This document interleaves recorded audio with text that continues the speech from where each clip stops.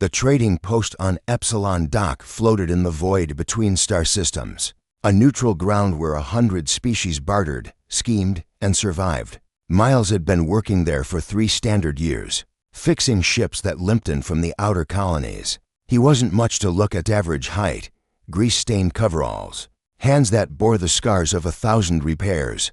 Just another human trying to make a living in a galaxy that barely noticed his kind. That morning started like any other. Miles was elbow-deep in a Vraxian freighter's engine when he heard the commotion outside his workshop. "Please," a rasping voice echoed through the dock. "I need passage anywhere. I can pay." Miles wiped his hands and stepped out to see a Keltorian elder hunched against the wall. The alien's crystalline exoskeleton, once probably vibrant purple, had faded to a sickly gray. One of his 6 legs dragged uselessly, and his breathing came in labored clicks. The crowd parted around him like water around a stone. A Drexian merchant actually spat on the deck plating as he passed. "Plague carrier," someone muttered. Miles had heard of the Keltorian wasting a genetic disorder that ravaged their elderly. Not contagious, but the superstitious species of the galaxy didn't care. The sick were bad luck. Bad for business. The old Keltorian's eyes, dimming amber orbs, found Miles. You're human." "That's right, I've heard. Humans are different. Foolishly kind." The alien's mandibles trembled. "I'm sick. Can't walk well anymore. Could I stay? Just until the next transport?" "I have credits. Save your credits," Miles said, already moving forward. He ducked under one of the alien's upper arms, taking the weight. "Let's get you somewhere comfortable." The crowd's silence was deafening. Harriet looked up from her navigation charts when Miles half-carried the Keltorian into the workshop's back room. She was his business partner, a former military pilot who'd chosen the Wanderer's life over Earth's security. Her dark eyes widened. "Miles, I know what he is," Miles said quietly. "Grab the medical kit." For the next hour, they worked in tandem. Harriet ran diagnostics, with equipment scavenged from a dozen different species medical tech. Miles fashioned a support brace from spare parts, his fingers moving with the same precision he used on starship engines. The Keltorian, who introduced himself as Reith Carr, watched them with wonder. "Why?" he finally asked. "Your species has no obligation, no cultural debt to mine." Miles didn't look up from the brace he was welding. "Where I come from, we had a saying, 'There but for the grace of God go I.' Means anyone could end up in your position. Seems wrong to walk past someone who needs help. Your homeworld must be paradise." Harriet laughed bitterly. "Earth, we're still figuring things out.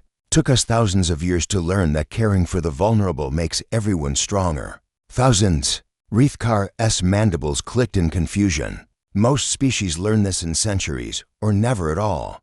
"Yeah, well." Miles fitted the brace to the alien's damaged leg.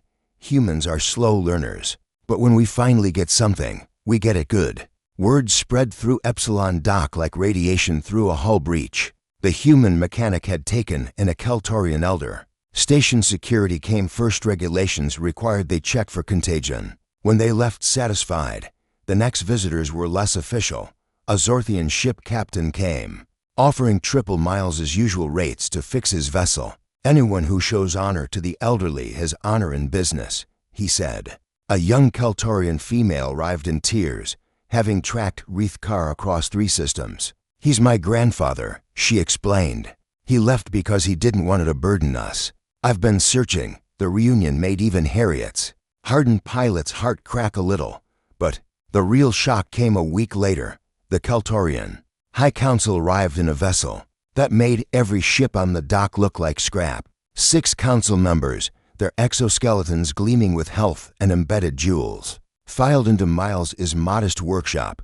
"We have learned," the lead counselor announced, her voice translated through a dozen hovering drones, "that one of our elders was abandoned to die. And we have learned that a species we knew almost nothing about showed him the dignity our own people denied."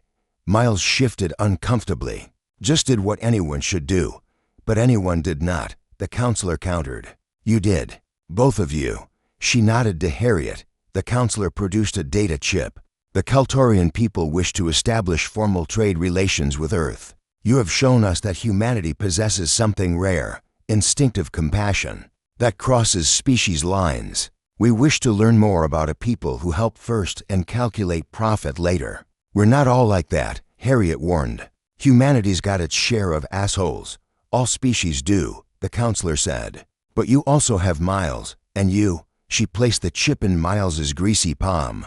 This contains licenses for Kaltorian technology, resource rights, and a seat on the Outer Colonies Trade Commission. For Earth, Miles stared at the chip.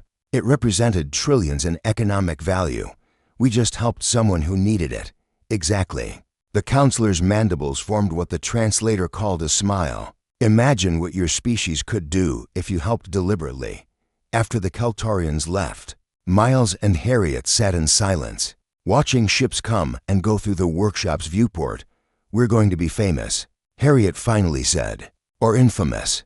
The humans who accidentally made Earth a galactic power because you couldn't walk past an old alien. Having a bad day, Miles smiled. My mom always said kindness costs nothing. Tell that to the galaxy, Harriet laughed. They're about to find out it's the most expensive currency in the universe, Carr, resting comfortably with his granddaughter, overheard them. His clicking laughter joined theirs. These humans didn't help him for reward or recognition. They helped because, in their strange, stubborn way, they couldn't imagine doing anything else. And that, he thought, was why the galaxy should be very interested in humanity indeed. Sometimes the smallest acts of kindness echo the loudest across the stars.